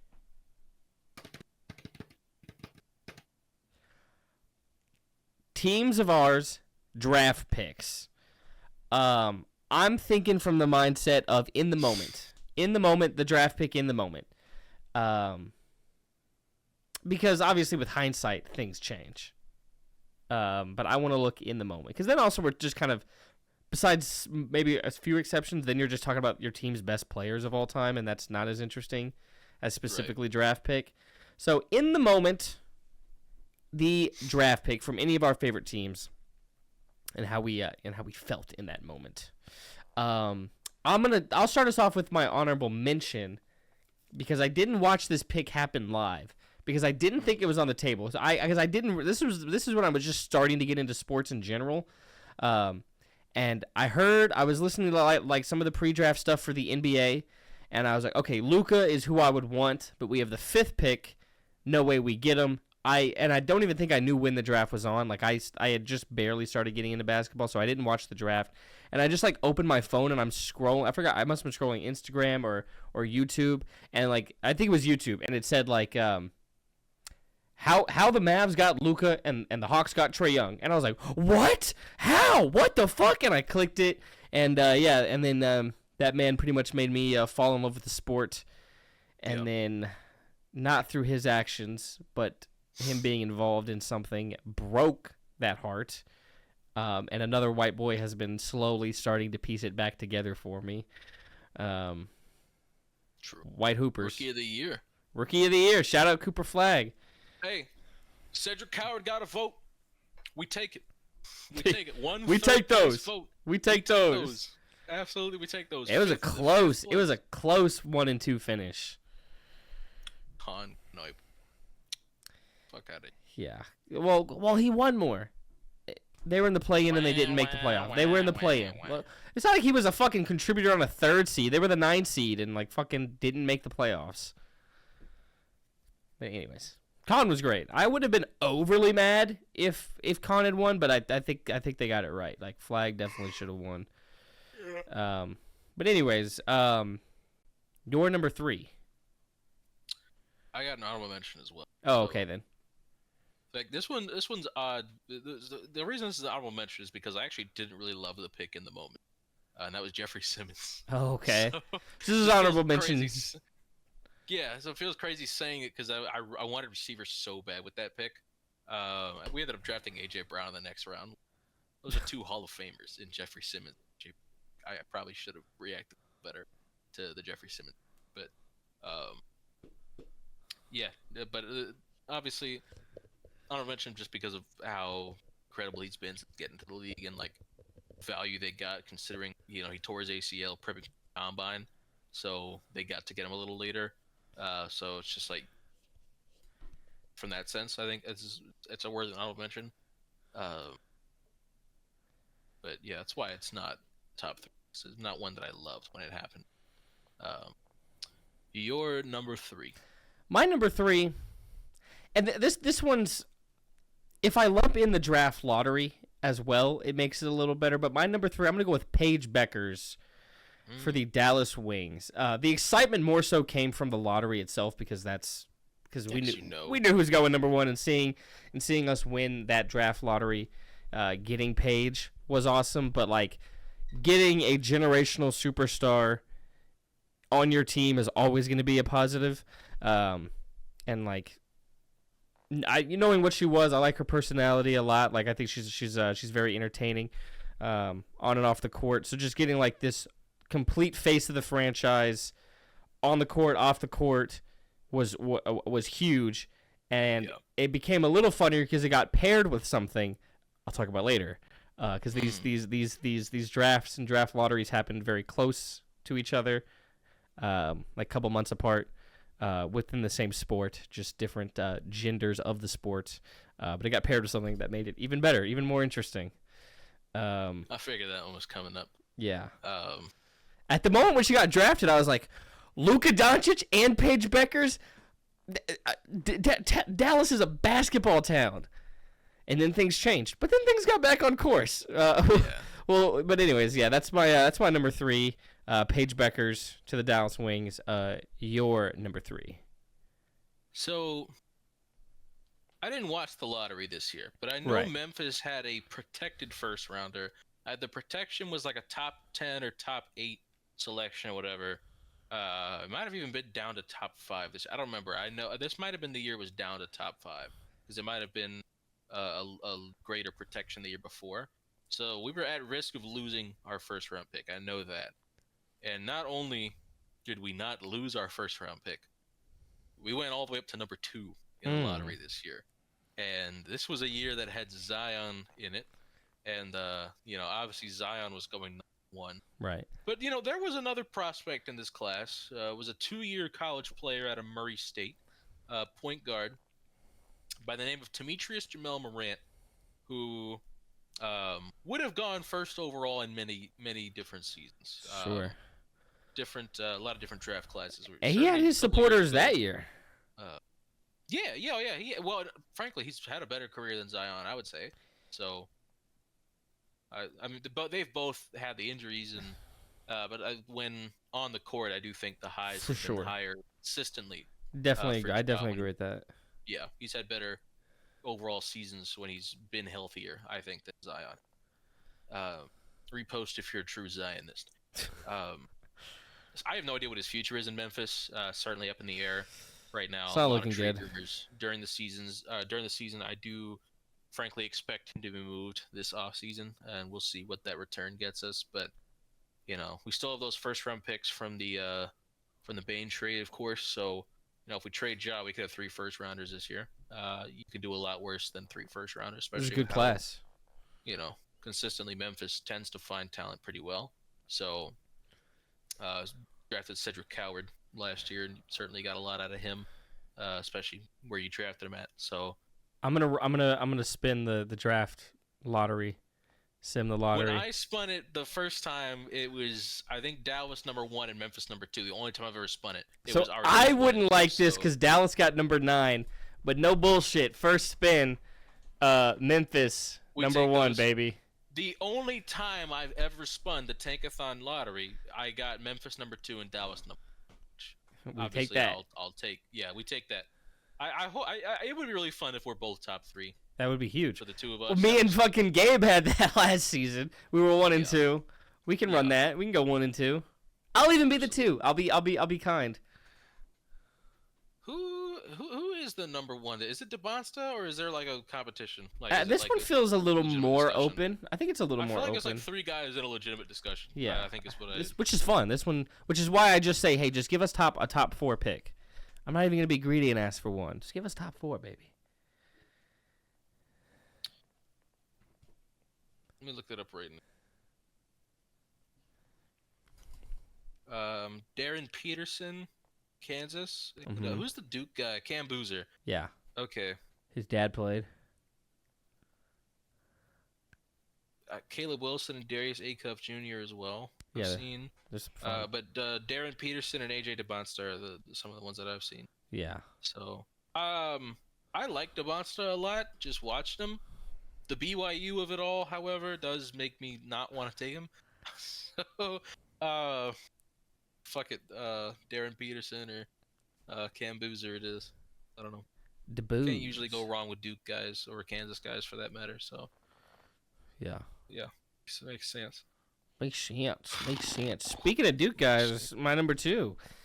After having my heart ripped out from losing my favorite player in any sport ever from my team, draft lottery rolls around. We've got a 1% chance essentially of winning the draft lottery in a lottery that has one of those guys in it. Mm-hmm. And somehow we walked away with the number 1 overall pick, and we got Cooper Flagg, number 1 overall. The reason like Cooper and Page are not like 1 and 2 here is just because I'm thinking about the pick itself, and the lottery is more so the event when you win number 1. So just to clear up, like I'm already laying some groundwork for my number 1 being my number 1 as to why, because it was literally in the moment of the draft pick. Cooper Flagg and Page are more important picks in the moment, but getting Cooper Flagg after losing Luka was a big deal. I said they had to give us that pick because otherwise Mavs fans would have burnt down the arena the moment AD got hurt, which was inevitable. They would have lost the fan base in a top 10 populous city. I don't think they wanted to do that.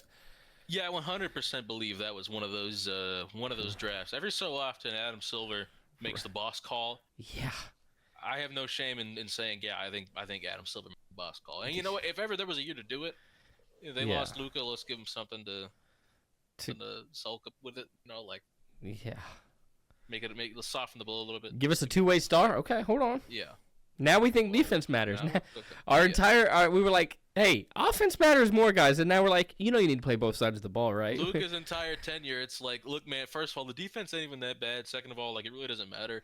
As soon as you get Cooper Flagg, actually, got to play both sides. You're playing defense half the time. I mean, that's half the job. You know what I'm saying?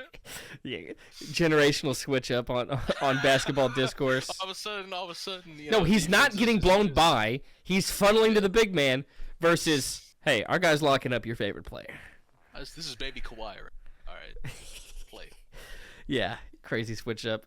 Except fucking Flagg's coming in, being first teenager ever to drop a 50 ball in the NBA. Best teenager ever. But you're number 2. This one of my favorite draft reactions during the draft. I could have given you like 6 from last year's Titans because they really did take so many guys. Are we getting Alec Iomanner fucking mention here? That's number 2 here. That is number 2 because this one I have such a vivid memory. You're a sicko, dude. You're just dude. Because he was like every pick from round 2 onwards. I'm like, can we take Alec Iomanner? And we didn't. And then we didn't. And then we didn't. And then we didn't. And then we did. And we got him so much later than I thought he would go. And I'm like, at back of the 4th round, like let your nuts hang. Still get Alec Iomanner, one of my favorite receivers in the draft. Like, and it doesn't even like it's not even as important now because his role is greatly reduced now that Carnell Tate's on this football team. But still wide receiver 4, like that's fine. You can do a lot worse at wide receiver 4 than Alec Manor. So gave you 500 yards as a rookie and 4 touchdowns. You like think he was your Hitler, second favorite draft pick ever. You're like, sweet, wide receiver 4. Dude, but it was the pick itself though. Like in the moment, like I remember you freaking out and texting paragraphs after it happened. We just drafted two pass catchers. Like you take Shimdike with the first pick in the 4th round, which so much aura, by the way, in having the first pick in the 4th. I'm so mad we traded the first pick in this year because so cool to have that. But anywho, had the first pick in the 4th round, trade it, and then and then you take Shimdike that year. And then later on, you take Gunnar Helm. Like, okay, they just drafted 2 pass catchers. It's unlikely we're going to take Alec Manor. I will resign myself to accepting that Alec Manor is probably going to be going somewhere else. And then I'm in my kitchen. I bring my speaker with me so I can still hear the draft. I'm making some lunch right now. I think I am making... I'm pretty sure it was a Black Forest ham with arugula and Chipotle ranch dressing sandwich. And on some French bread, of course, freshly baked at the local Walmart. And I hear that the Titans have moved back up. And I'm like, oh, hold everything now. And I go back to my room to see who this pick is. And when I hear Alec Iomet, dude, I went fucking insane. So one of the happiest, times I've ever, from Femi Oladejo in the 2nd round, who I really liked, earlier than I expected him to go, but it was to my team and I liked him, so I didn't care. Kevin Winston in round 3, who I loved, and I'm so excited for this year as well. He's gonna be a starter this season. And then Gunnar Helm, who I wasn't a big DK guy. I didn't as a receiver. Obviously the special team ability was there, but I didn't expect him to go that high. So it was okay, cool, whatever. Receiver, special teamer, it's fine. Gunnar Helm, who I really liked, and then Alec Manor, who I loved, and getting him as late as we did, it was just okay, that's fucking. And then Jackson Slater and Marcus Harris later too. It's just, and Kalel Mullings, all the guys we took pretty much were my guys. But we might get to a different player from that draft class later. But yeah, just real quick honorable mention to Malik Willis as well. That was a really fun pick. Obviously, didn't last long in Tennessee, but just drafting Malik Willis in round 3, it was just guy was projected to go round 1 a decent bit. Yeah, that was fun. But Alec Manor number 2. Your number 1, sir, is your favorite draft. All right, my number 1. Okay.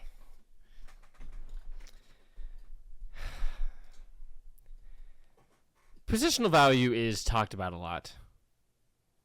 And I think it matters a little less on the defensive side of the ball because you really need the whole unit to be up to par. If you have one weak link on the defensive side of the ball, you can kind of attack it. So I'm a little more flexible with I've started to come around to maybe equalizing the value of the defensive side. Not saying I'm truly equalizing every position there, but maybe a little more so than the degree of separation between the top tier edge rusher and the top tier safety. And when I'm thinking about what my favorite draft pick a team of mine has ever made is, I'm some of these, the ones I've talked about so far, I knew going in exactly who it was going to be. So the in-moment excitement lessened. Going into a draft being here's a pie in the sky, if we could get this guy somehow, that would be great. Every Dallas fan, it was that's the dream right there. And it's a little off your mind, and then you start to see a fall happen, and you're like, hold on, wait a minute, maybe. And this player, let's say hypothetically, you have pick 12, and this player is available at pick 11. Mm-hmm. And your team, you see your team say, fuck it, gotta guarantee it. Ain't nothing guaranteed. We see that later in this draft. Ain't shit guaranteed about players. So you throw in 2/5, you move up from 12 to 11, and you get what a lot of people were calling was the best player in the draft when the Dallas Cowboys selected Caleb Downs. That in terms, because like I was saying, all these other picks, I had an idea of like that's gonna happen, or some of them it was fucking guaranteed. We were taking Cooper Flag at 1. We were taking Paige Beckers at 1. Yeah. Did not know that Caleb Downs would be able to become a Dallas Cowboy.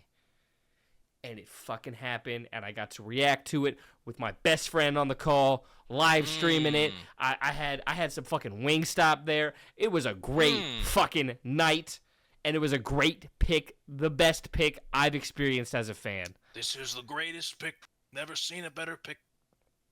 Yep. God, that's a good pick. Caleb Downs. Yeah. They call him Lockdown Caleb Downs. I just came up with that one. Yeah. Yeah, that was exciting.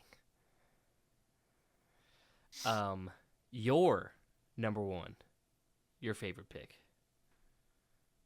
So sometimes, okay, similarly to how, the NBA lottery is kind of the real main event, because that, at least for the top teams, kind of tells you who's going where. Obviously, for teams later on, okay, the draft is the main event. But if you're picking number 1, more or less know by the time the draft around at least who it is. But in a year in the NFL where the quarterback class as a whole is being called into question, and even the top quarterback is, there's rumblings he might not be worth a first overall pick. You've got a player in college football playing wide receiver and corner at a very high level who can take number 1. You've got a very Micah Parsons-esque player who's played off the ball and off the edge at Penn State, Abdul Carter. You've got real options if you're a team with the number 1 overall pick. And, if you're not expecting your team to have the number 1 overall pick, but then all of a sudden, this college quarterback who you were very frustrated watching for 2 years, who was a 6th-round pick by the New England Patriots that year, is starting in the last game of the season, and he's playing good football. And he's winning, and by winning, he's taking that team out of contention for the first pick and thus giving you the first overall pick. And then you start to wonder, oh shit, well now my options are open. I don't know what we're doing here. And then, you think about it for a while and you go, think I like Abdul Carter. Think solve the edge this year, maybe you draft quarterback next year. Well, we all saw what this year's quarterback class looked like. It really wasn't any better. Or maybe you take Travis Hunter, or maybe you take a shot on the 0-star. Went to Incarnate Word. Shout out. Went to Wazoo for a couple years. Shout out San Antonio. Went to Wazoo for a couple years. Shout out Wazoo. My stepmom went there. And then maybe he transfers to Miami after considering declaring for the draft the previous year. Maybe he doesn't quite get the feedback he's looking for, and then decides, let's play one more year of college football. Miami has a hold the position. They've got a ready-made roster. Let's see what I can do over there. And hypothetically, that quarterback has a really good final season of college football. Becomes college football's all-time leading touchdown passer, has a great year, shows off some terrific arm talent, some nice pocket presence. Decision making's not perfect. Ball placement isn't always where you want it to be, but there's clearly something there. There's leadership. And you start to, as the draft process unfolds, you think about it more and more. And you're like, I've watched Marcus Mariota. I've watched Ryan Tannehill. I've watched Will Levis. I've watched a lot of quarterbacks that when they see an edge rusher, they just kind of fall over, or they get that deer in the headlights. I don't want to get hit. I've been hurt a few times. I've dealt with some injuries. I've been hurt before. Hit. Yeah, I don't like being hit. I'm scared of contact. Incel mentality. I don't know how to move around contact, and you get very frustrated watching multiple quarterbacks have that same problem. And then you go back to Cam Ward and you watch Cam Ward, and that just isn't there. Confidence is never shaken, never gets that deer in the headlights expression, never wavers with any pressure in his face. And you're like, I've never seen that confidence under center since I've been personally watching my football team.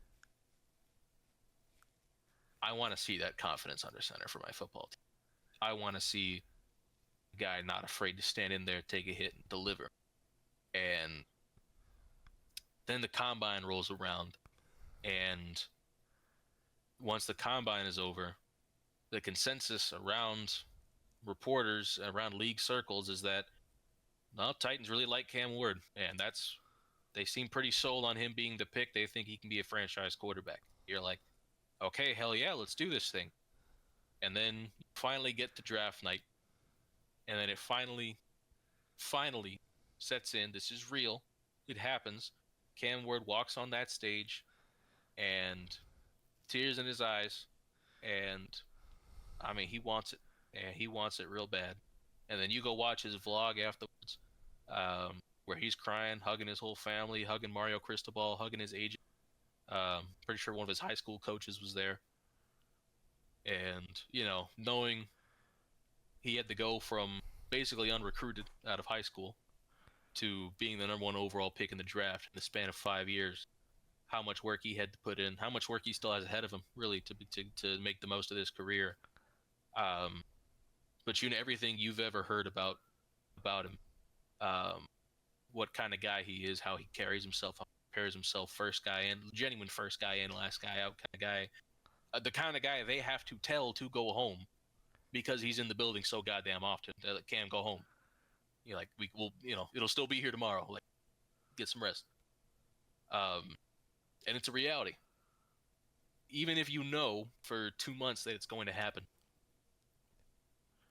it's finally, you have hope for the first time, in a hope that you weren't going to have if Joe Milton doesn't have a legacy game against Buffalo in week 18. And, who knows where we're at right now if that never happened. Forces outside of our control gave us that number one pick. And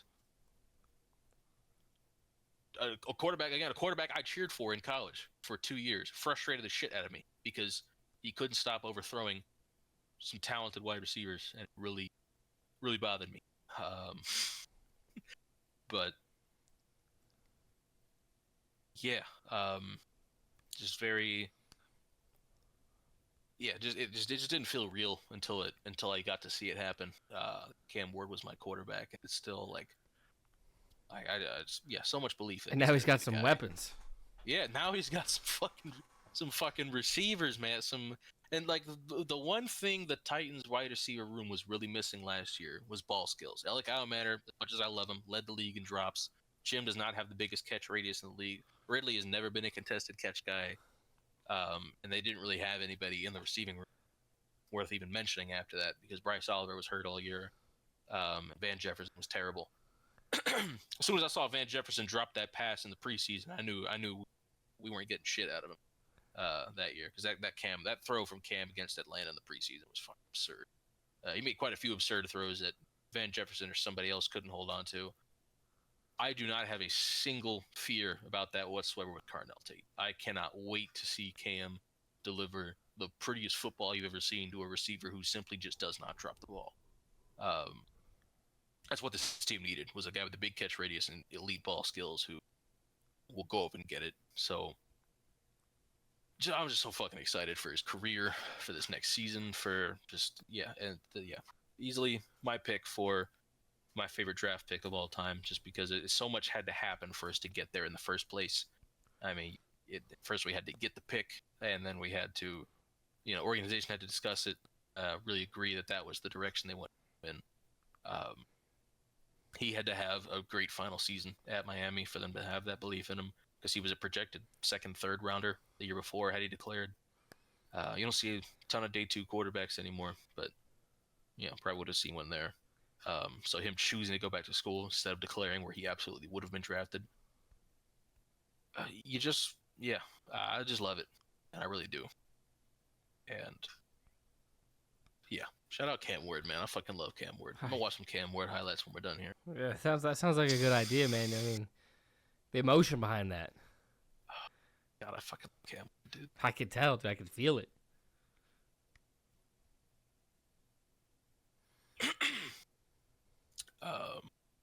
We gonna do what we've been on? Yeah. What you been on? So I was gonna go to bed last night. Mm-hmm.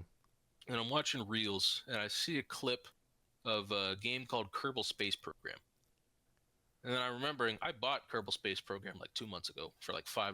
It was on sale. I still haven't played it.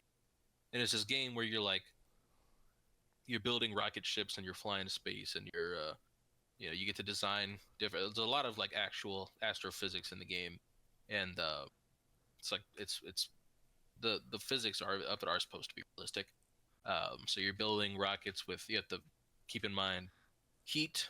Like as far as like atmospheric reentry and stuff Was goes, this the or game that had a leaving big the atmosphere. spike in players with the Artemis space mission recently? Probably, I would have to imagine. But I definitely, it probably has a big spike in players. I've seen a lot of clips of it recently, even though I hadn't looked anything up with it. People just doing some bullshit. They do have a sandbox mode, which I was trying out last night just to make shit happen. It's pretty fun. I definitely at some point again. But yeah, so I just figured, okay, fuck it, let's play some Kerbal Space. So I played like an hour and a half of Kerbal Space Program last night. Then I went to bed. Let's see what I've been playing some Champions. I was not playing Champions last time we did a pod. It's been a bit. Been a couple weeks since we did one. Yeah. Yeah, I am in Ultra Ball 1 right now. So we're close. Get there. We're close. Yeah. Get out of Well, Ultra I Ball. didn't- Get out of Ultra Ball. I didn't have to stay in 3 for very long. I was up and down in 2 for a little bit. I got out of 2. Like, it didn't take too long. Until All you're you out do of is Ultra get a Ball, you're not in couple the of- clear. Hmm? You're not out of the clear until you're out of Ultra Ball. Yeah. Get the fuck out of there. Yeah, that's the plan. I want to be at least in Master Ball. So I don't need to be a champion, but I would like to at least get a respectable, There's just a fucking huge gap between Great Ball and Ultra. Like the Great Ball players fucking stink. Yeah. Like I fucking breezed through Pokeball and Great Ball tier. I got to Ultra Ball, and it's like immediately I see people running actual stuff. Like yeah. Great Ball tier, I was on like Great Ball 3, and this dude was running Special Attack and Guard Chomp. I'm like, get the fuck out of my lobby. What are we doing? Earth Power on your Guard Chomp? What? He was like, What? they'll never expect it. Are you 6 years old? Why is there Earth Power on your? But I saw somebody the other day, like this happened in a higher tier, because this was actually somebody trying to play somebody for a loop. Somebody was running Physical Attack and Female Basculation. Somebody was running Physical Attacking Female Basculation. That's just awesome. He's like, I was expecting Muddy Water. This fucker hit me with Liquidation. Yeah, nobody ever expects the fucking Spanish or the female physical Basculation. So Vascular religion. I have a Basculation, and I have like a legitimate like set on it. I almost never bring it though, for the most part, on my rain team. Crazy enough, I should, because it's a great Pokemon. But I pretty much usually bring like Pelipper, Sneasler, Meganium, and Arcaludon. And like the Arcaludon's been team MVP just throughout, because it was on my Sand team as well. It's just such a versatile fucking Pokemon. You can bring Arcaludon anywhere, it works. You can bring Sneasler anywhere, it works. Incineroar, I've seen rain teams with Incineroar. Like, people do not give a shit. There's a lot of Incineroar don't carry fire type moves in the first place. Like, you might run one dark type move, you might run Darkest Lariat, or you might run Snarl just to drop special attack. But like a lot of people, you run Fake Out, Parting Shot, Protect, and then one attacking move, but it's often not even a fire type move. So yeah, I haven't used my Incineroar yet, but currently it's Darkest Lariat, Fake Out, Parting Shot, and Protect on it. But the reason I usually lead Sneasler with the Pelipper is because I've got Focus Sash Pelipper. Yeah. So as long as I Fake Out one Pokemon, I'm guaranteed to get the Tailwind up first turn. Yeah. As long as I don't get Fake Out, but if they lead Sneasler, I'm just gonna Fake Out their Sneasler and hope I outspeed. Yes. So I get the Fake Out off first, which every time so far I've had a speed tie where I outsped first turn and he outsped the second turn, but I have never had another Sneasler outspeed me. I actually did have it happen where some guy and I both led Pelipper Sneasler, and funniest match of my life so far was when I led. I think breaking news. I don't know if you mentioned this. Oh shit! About the Tennessee Titans. About? Do you want me to? Levis just get traded? No. Is this like breaking? Is this like pretty big? Titans president of football operations Chad Brinker steps down. Oh shit!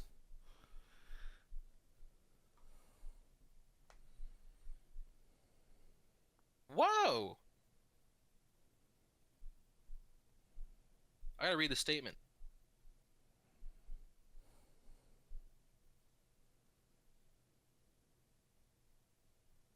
Oh, okay. So I know what's happening here. Okay. Um, Let us know. Let us know. so he says, as I've spent less time in personnel, I have a renewed conviction that it is time to return to what I love and move to my next chapter. Meaning, Borgonzi's been making the football decisions, and Brinker realized, hey, I think I actually like making football decisions. I'd like to go back to making football decisions. So, yeah. Fair enough. I mean, I got no beef with it. I mean, that's fair. If you're not doing what you want to be doing, I understand why you'd want to step down there. That is interesting though. Damn.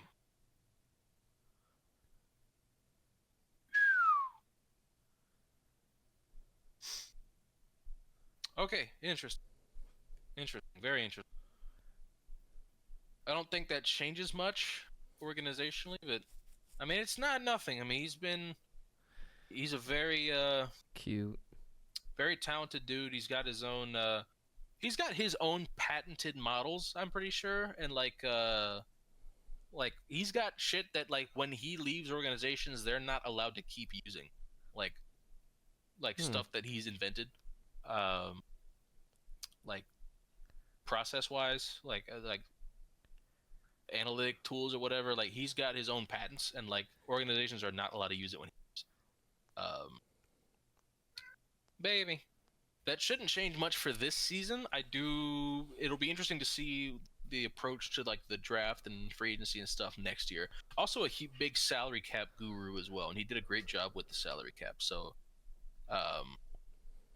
yeah, I we'll see. I like the rest of the organization. I like a lot. So it's like Bowie, baby, settle down.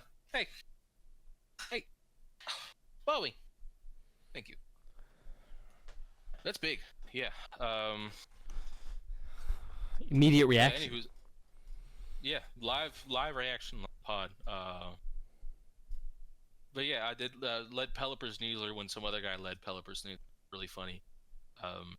The worst game I've ever played. This guy led with a Ditto. Imposter. Gross. Copied my Sneasler. After I defeat the Ditto, he sends out his own Sneasler. I'm like, you know what's better it's bad than enough having to deal with one Sneasler because you see it almost every game. I don't want to have to deal with two Sneaslers. So stupid, man. I like Sneasler's great. I understand why everybody brings it. I bring it all the time. Like once I started bringing it, I haven't stopped. Like it's just yeah, too valuable. same. Even sometimes just getting that first turn fake out, like I'll have my Sneasler die turn 1. Getting the fake out off and guaranteeing I get Tailwind up is enough to pretty much guarantee me, as long as they don't have any kind of speed control, I win. Pretty much every time I win, because who's stopping a Paladon in Tailwind with like a 1-turn zap shot or whatever it is? Like I'm getting the special attack increase. It has like a stupid base power, and it's only 1 turn in the rain, and it can't miss. Why would someone not have speed control of some kind? I don't run a team without it. Yeah. It's so important. Because why would you? Yeah. I'm going first now. Hello. All of my teams are either Tailwind or Trick Room. I am a speed control merchant. But yeah. I'm going first. Like it's not up for discussion. Like if I see a Trick Room team, I'm using Fake Out, and then I won't even bother clicking Tailwind because I know I'm outspeeding you anyway, and then I'm just dedicating all resources to like. I don't even need to bring the Pelipper if it's a Trick Room team, because I know I'm outspeeding everything else. But as long as I know I'm not facing a Trick Room team, I'm leading Pelipper every game. I'm leading Pelipper in the discussion. And I'm usually leading Pelipper Sneasler, guaranteeing the Fake Out. And then even if I get hit with like a Thunderbolt, I'm living it with the Sash, and I'm getting Tailwind up, and then I win. Thunderbolt. Usually that first turn win condition is like it. That's how I do it. That's how I do it. That's what I did with Aerodactyl T-Tar. That's what I do with Pelipper Sneasler. It just works really well. And I've been using Mega Meganium. Same. Love me some Mega Meganium. Same. Big Mega Meganium fan.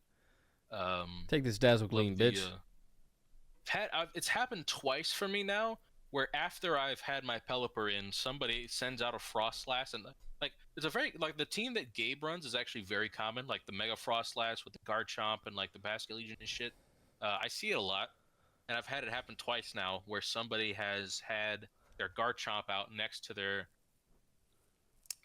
Frostlass, and they've set up weather after I set up the rain. They set up the snow. It's like, yeah, I still have Weather Ball, man. Your Garchomp's dead. Like, your Garchomp's taking a quad effective Weather Ball. Like, I had somebody forfeit the turn after I did that once. Very, yeah, Champions it's a fun time. It's fun for the most part.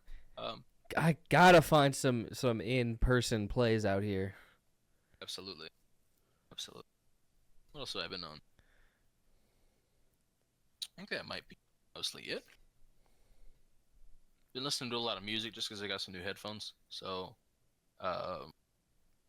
listening to a ton of music. Not a lot of new music, just music in general. But, I've been watching Mall Shadow Lord. Mm-hmm. Last 2 episodes are so fucking good, man. This show is fantastic. This is a real return to form for animated Star Wars. This is a great show. That's good to hear. Yeah, a lot of the stuff they showed in this episode is like something I frankly never thought we would get in animation, and hearing Sam Witwer voice it, it's just generational. Frankly, he's a generational talent. Love Sam Witwer to death. But yeah, just a phenomenal pair of episodes. The last 2 are coming out next Monday on May 4th. Shout out Star Wars Day. It's the day after my father's birthday, but I think that's when I'm actually going to be seeing him. Funnily enough, I'm going to be getting him either Fire Red or Leaf Green for his Switch. Nice. He was big into Pokemon Go. He definitely stayed playing it longer than me or my sister. So I'm just going to be like, play a real Pokemon game. Check this out. Hey, buddy. Why don't you play a real Pokemon? Play a real one. What have you been on? Because I got to poop. So I have started a Avatar: The Last Airbender rewatch. I was just thinking about doing that. Because obviously with the movie leak, there's been a lot of Avatar discussion, not just about the movie, but people, since it's just back on people's minds, talking about just the main series itself. Phenomenal show. And I watched it when it came out. Doubt I saw every episode because kid me keeping up with release schedules, not probably happening. But I do remember watching it when it came out. It must have been some of the later seasons because I would have been like 3. Yeah, it would have been like 3 when it was airing. But anyways, I remember watching it way back when. But I don't think I'd ever actually watched all of it. And even then, I definitely don't remember much of what I did watch. I mean, I remember some of the big stuff, obviously, and then just hearing discussions about it since. But I'm like, let me make sure I fucking watch this whole thing all the way through properly. So I'm halfway through season 1 right now. Just finished episode 11, The Great Divide, which I think is considered the worst episode of Avatar, which is, kind of fair. I get kind of why it's a little simple. And then, like, Aang resolves the issue by just, like, lying.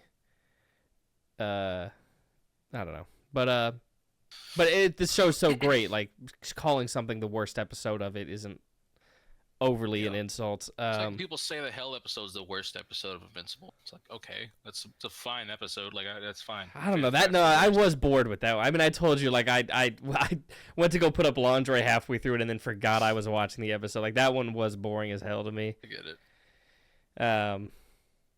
But yeah, I mean, like, not egregiously bad, but I was just, like, not invested. But anyways, but